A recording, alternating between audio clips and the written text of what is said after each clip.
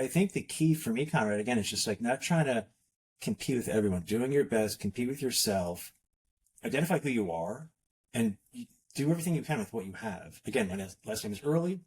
We leverage that to the hilt, like very aggressively. So use what you got and just sort of be real, I find, different.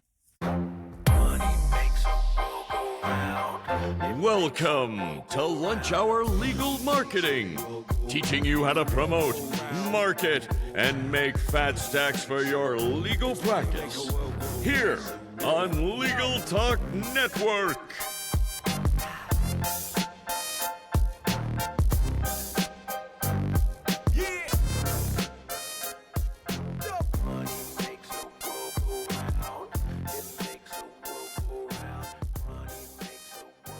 All right, welcome everyone. I'm here with Christopher Earley. We have only met in person, passingly, at a couple of conferences. But you have done an amazing job in a pretty big and aggressive market, Boston. And you're not one of the massive players. At least from looking in from the outside, it looks like you are the mid-sized firm doing a great job. How does that work? Because there's this ethos right now that like you got to be big or it's too hard to compete. So I just try to do work every day that maybe many are too lazy to do, perhaps. In other words, sort of called like shoveling shit, if you will, just like every day, just like creating content, pouring into my team, strategizing, scheming, just like the little things each day, Conrad, I think really add up. And like nothing special over here, just the consistency has given us traction, I feel like, and given us a lift with our brand. So that's been pretty effective, I feel like. When you say to move right to marketing, given a lift with our brand, what do you mean by that? How does that work? What are the little pieces that make that happen? Because I think that if you can unlock that for a law firm, you're starting to win. Being different, first of all. So I encourage the listener, the viewer, just to be different. Like, how can you be different? So my name is Earley. So I lean into that with the slogan, with our branding. I lean into my authenticity, my story of struggle, my humanity, right? I'm not a lawyer. I'm rather a person who struggles like all of us and haven't practiced law, but like trying to just get on our client's level. And our branding is very authentic and just kind of like ugly in terms of like, this is who we are, right? This is the brand we have. We're not for everyone. So we try to attract those we want to serve and repel those that maybe aren't aligned with us. But just authenticity, Conrad, to me, I shifted to, because I didn't really embrace authentic marketing. I didn't really know it was a thing. I was sort of a caveman. When I discovered that, everything kind of shifted positively for our brand, for sure. How did you discover that? Like, how do you get to that point where like, oh, this resonates? Like, what was that story? So I went to a conference about 6 years ago, and a speaker on stage was like, share your story. I'm like, okay. And so I shared my very ugly, many times shameful story on social media, and it really kind of got traction. I was like, this is interesting. And then I kept leaning into that because it's like, I can't compete with John Morgan. I'm not trying to. So I'm competing with Earley. How do I compete with Earley? So trying to just show up with that story and not like overdoing it. Like, I don't think everyone wants your Earley story all the time, but I literally wrote a book, write social content, email marketing, LinkedIn, just a shit ton of content about like who I am. And so a lot of people relate to the struggles that I've had and I experience currently. I speak a lot to entrepreneurs. I speak a lot to, clients maybe relate to growing up around dysfunctional situations. So just like, I think the key for me, Conrad, again, is just like not trying to compete with everyone, doing your best, compete with yourself, identify who you are, and do everything you can with what you have. Again, my last name is Earley. We leverage that to the hilt, like very aggressively. So use what you got and just sort of be real, I find, different. One of the things that I think a smaller firm in a large market needs to do is saturate a small part of a slice of that market, right? You can't try and be even the Christopher Earley story, scaling the wall. You can't have all of Boston hear that. It's just too big to try and get there. What have you done tactically to try and get a small segmented audience to be saturated with a Christopher Earley message? I love that. So I think about what you talk about, the Centipede method, right? So let's get like hyper local and deep and like super deep and not like wide, but like narrow and deep. So I live in the South Shore. Our office is in Boston. I try to really saturate from Boston south to the Cape. You go to the Cape, right? You're familiar with where the Cape is. I unfortunately should be going to the Cape on Sunday, but we're going to Myrtle Beach instead. Well, that's not too bad.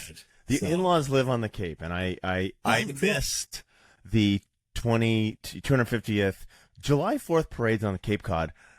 Are just Americana at its absolute 100%. best. 1,000. I missed it. 1,000%. Well, I'm sorry, but so you kind of know where it sits. So that's like, that's a corridor. So before Conrad, I was trying to like just hit Massachusetts, right? It's not a massive state, but there's a lot of people in this smaller state. And that wasn't working. So now I'm really hyper local. And I just started doing local radio. We do sponsorships. We sponsor every freaking thing possible. We get those backlinks. We get those social mentions, right? We get a ton of reviews, just like the local. I do a lot of speaking. I do a lot of networking locally, really doing local stuff aggressively and narrow, right? I think that's low hanging fruit for a lot of us. Don't try to go broad, go deep, and narrow as much as you can. And I think that's been super successful for us.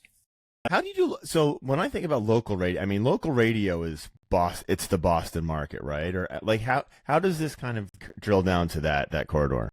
So let me give you an example. So I just sort of like shoot my shot and I cold call people. I cold call this radio station. It's a very local station. It's on the South Shore of Massachusetts. Cold called them. Hey, can I just come in and discuss my book? Not looking for anything. Oh, sure. Come on in. It came in. That was an awesome conversation. That led to me going back to the radio station, talking about a pajama drive that my wife and I were doing in our area, right? Giving back to the local community. That leads me to today to advertising in this very hyper local station, because these hyper local stations have hyper loyal audiences who listen to the guys and gals that are speaking on these stations, right? They have a lot of credibility and gravitas. So that's like another, but there's no like, it's not just all about radio or volunteering, or it's like the whole, as you know so well, the whole flywheel of content and action each day. That local flywheel really spins. Like we got a lot of, we do billboards, we do, again, social, just a million freaking things just to try to stand out authentically. So, Chris, you were talking about very localized small radio. How does that work? How, like, do they literally have just stations that have a small power output and they only hit a small area? How does that work? Yeah, like their reach literally technically isn't so wide or long. So it's, somewhat narrow, but it plays perfectly because we're trying, to be brutally honest, we're trying to burn the name into people's brains. So they hear on the radio, this, as you know, right? You know, like it's just repetition. And that's marketing is the long game. I really think, and I've talked with Guy as well about this, like brand is really, as you guys know, brand is really important, like maybe more than ever. So I'm like, shit, this is kind of exciting. Like I got a name that I can market. Let's do it and like show up. And like, we try not to be like, tacky, like boring, just being, but sometimes you have to be a little bit ugly, meaning different, unique, stand out, like make different like LinkedIn content, right? Just like stand out. That's what I learned from Ben Glass, differentiation, from Dan Kennedy, just really kind of ugly marketing, but you can do that and be yourself. Again, I think that's really the good stuff. So again, radio is just one little spoke in the wheel, but then it's like, oh shit, that's effective. What's the next local radio station? And then it's like the inside of the Centipede, like that one segment isn't so small. It's actually kind of big, that local segment, right? And then, okay, there's only so many people we could hit there. The next segment of the Centipede, right? And then that's sort of my approach. So when you put it like that with the Centipede thing, it really visualizes it to me. It makes sense. Right. Thank you. It hit me one day. I was like, that's what this looks like. Totally. You are deliberately playing a brand awareness and brand affinity game, which is a long-term game. You just said that it's the long game. How do you get your mindset and even the financials to be like, I am going to play the long game and I don't have to like put my marketing so hyper-focused on direct response. I need 7 clients this month because I got to keep the lights on. How do you make that? That's a really hard transition to make. To branding, spending on brand. Yeah, it's a long, you're making a long-term play. Yeah. You have short-term cash realities and you've got to get the business in today. How do you get to that? Where does that transition in your brain come from?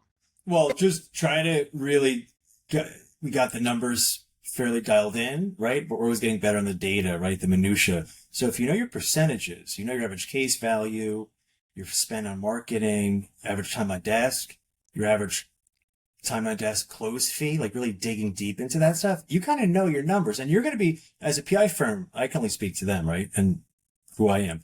You go up and down. It's never like hockey stick. It just isn't, frankly. It's a trend up, hopefully, right? But there's ups and downs. So if you know your numbers, like you can afford that billboard. You know you can afford that Facebook ad strategy. And that's where the leverage is, right? I know you know better than anyone. The data, that's the crucial part here. So if you can really understand your data and be intentional about your brand, I think you're going to stand out. But it's so freaking frustrating because it takes forever, Conrad. It's so long. It's so expensive. But it's like I think you have to have a stomach for turbulence and ups and downs and being cool with it and not pulling your punches, like staying in there when it gets hard, right? Not backing out of that campaign because you didn't get immediate cases. Like stick with it, right? Because usually the stuff works if you keep at it and you know it and you're intentional about it. You said know your numbers. You just said be intentional. What are your numbers? What are you following? Especially from a marketing perspective. What are you looking at to make sure that you're doing the right thing? Well, brutal honesty, I think I look at too much, to be frank with you. So I think simplicity is the way. So like, what are those 80-20 numbers that drive your revenue, that drive your business, right? That drive your decision-making process. But like table stakes, average case value, average case, cost to acquire CAC, cost to acquire a case, time on desk, all that stuff. You have to know that stuff. And then, how many demands we're sending out. And also more importantly, like, what's our identity? Are we a trial firm? Are we a volume firm? Are we a hybrid? Are we a referral firm? Like who you are, knowing who you are. I got to be honest with you. I've stolen so much stuff from Chad Dudley. I just read a book from him and like the dude is just, I call him a, professor. I just steal his stuff. And like, cause you don't have to reinvent the wheel. You just like, there's a lot of smart cats out there. I just try to emulate the formula for success because I think that's been pretty effective so far. So yeah, just knowing your numbers and just taking bets. One of the things that I've found with firms that do good brand awareness, long-term awareness and affinity, I like you as a lawyer, is they often get referrals and business requests for stuff that's outside of the practice area, right? And that's often been posed to me as a question of like, hey, how do I stop this because it's annoying? And I've always looked at it as like, hey, you're actually winning. If people are coming to you because they like you for that thing that you might not do, that's an indication of a win.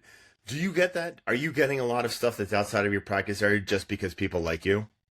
I don't know how many people actually like me, but they do call. Well, they do call us, right? And so yeah, but it cuts both ways, Conrad. That's a good thing. You got your brand lift. You're getting a lot of action, right? A lot of leads, but there's an opportunity to dial in our marketing. Are we not speaking to the audiences that we want to speak to?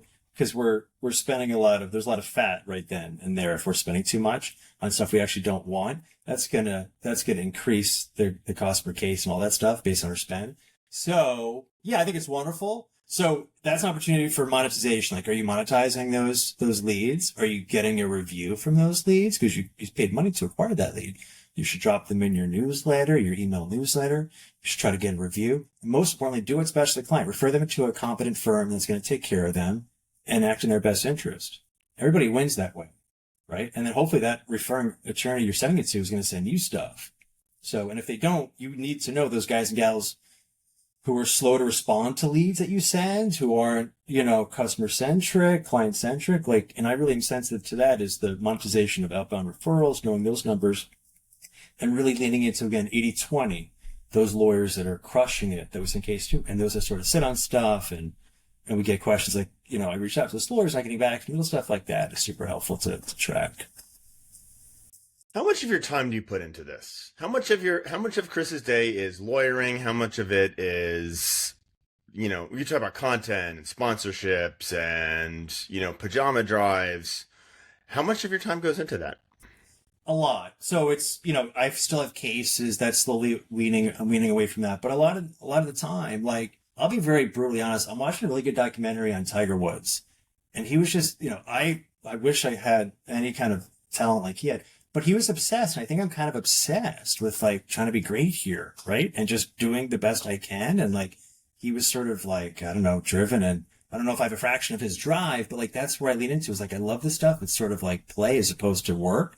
So yeah, a lot of time, Conrad, right? But you get a little bit better each day. You cut your teeth a little bit, more each day. You get that experience and you get better and better. But I think, go back to Chad Dudley he talks about being fanatical about the stuff. And I think you need to be fanatical if you're trying to grow a brand in today's day and age. It's getting tough and you have to really outwork people and outone, frankly. How do you turn rejected leads into a referral network? I'll show you how in just 5 minutes or less.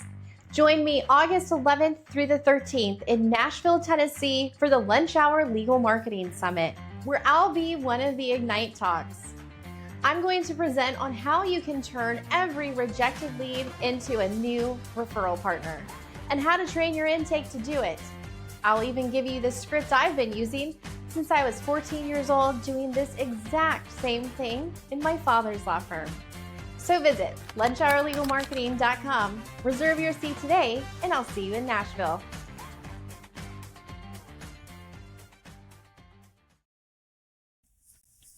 So I think of you as doing a lot of work with, you're doing the work of the expected marketing channels, right? So email, SEO, community engagement, like all these things that require commitment and work. Is there something that you're doing that's a little out of the box, a little unusual, that little kind of, that's brilliant, that would be unexpected? Well, definitely not brilliant, but one thing I kind of lean into is sharing my stuff. So I literally have an email every week on Fridays that goes out to hundreds of lawyers, and I share like what I'm learning, right? I'm sure when I go to your conference next month, I'm going to learn stuff. I'm going to share like, hey, I just got back from Conrad and Chris conference. Here's what's, kind of happening. Just like shit like that. I lean into like being a giver.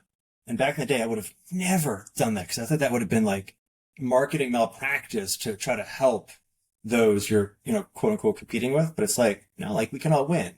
I celebrate people's success. I want people to win because I'm just, again, competing with Earley. At the same time, there's great value in giving value to others. That's how you can be radically different. That's like, not a lot of guys are doing that, is sending out emails every week. Like, here's a way for you to get more personal injury cases in Boston. Like, because there's a lot of work, man. We can all do pretty well, It's a big, long game. What's your best content, right? So we talk about metrics, like you must follow the content that works consistently. What resonates with your audience? Well, what's that quote? 50% of your market, you have no idea what it's bringing back, right? Henry Ford or something. So I think it's I'm going to blank on, I should know this. 50% of your marketing, the old quote was, I know 50% of my marketing is wasted. I just don't know which 50%, right? Right. Precisely right. And that's so damn true, right? There's like nothing new under the sun. And that's so freaking true. I don't know. I just know that like we're very dialed in on PPC, on LSA, but in terms of the branding stuff, like just creating a shit ton of content. Our mutual friend, Chris Dreyer, out of the blue, just dropped my name on his podcast, talking about my last name, how I use them. Like, shit, that's so nice. It's nice when people recognize your efforts, right? That's always a good thing, right? And just stuff like that. So that's been kind of effective, yeah. So you just kind of surprised me, but I think this is a really important thing. You just mentioned PPC and direct response channels. You are running the short game, which is direct response, and the long game, right? So you have, as a smaller firm, you have an omni-channel approach to all of this. A lot of firms feel like pay-per-click and local service ads are increasingly expensive and you can't play that game. Why are you running pay-per-click if the brand is so strong? Well, it's currently working, the PPC, but that could change in 5 minutes. So like, again, tracking this stuff, being, fanatical about your data and knowing that stuff, like LSAs are going great for us, gangbusters right now. Right. Right. But that's my market. Like, I don't know what it's like in St. Louis or Fort Lauderdale, but like, if it's working, like that's just knowing what's going on. If it's working, lean into it, but know when it's not working. That's the tension, Conrad, is like, you're invested. When do you pull out? Because when is it just like a loss, right? Right. But like shit's changing all the time. This could happen. This could change. There's so much flux, but that's where the brand is so important, right? PPC, you're renting. It's rented media, if you will, or just renting space. Yeah. Earned media, brand awareness. That's ownership. If the practitioner leans into that more and more, I think he or she is going to be okay in this new sort of modern era of legal practice and business of the law. Last question. What is your favorite tool, software, tip, trick? What is that thing where you're like, wow, I wish if more lawyers used this, they would be more successful?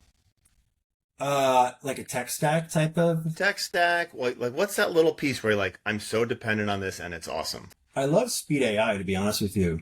You know, Great. Speed AI. Yeah, I know Speed AI. Give him a shout out. Go ahead. Yeah, Speed AI, David Haskins, his brother. They have a good product. I've had good success with that. I love Lead Docket, right? CallRail, wonderful. Like there's a lot of things.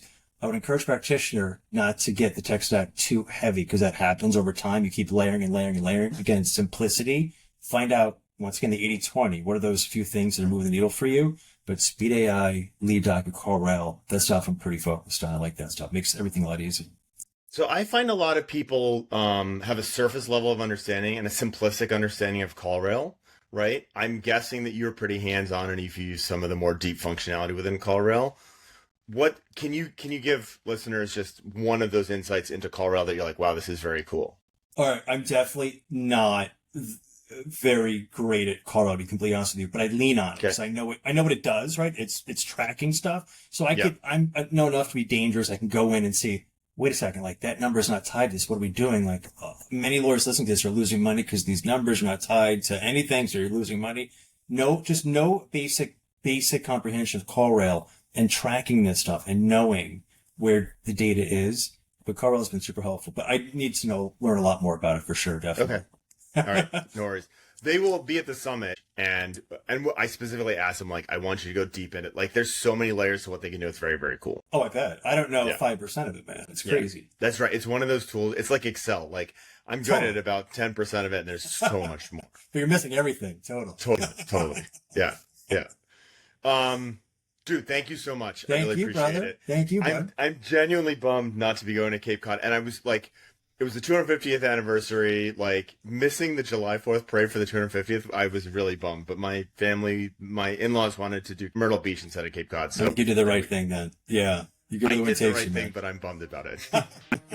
Hey, happy wife, happy life. So good for you. 100%. 100%. It's no joke, man.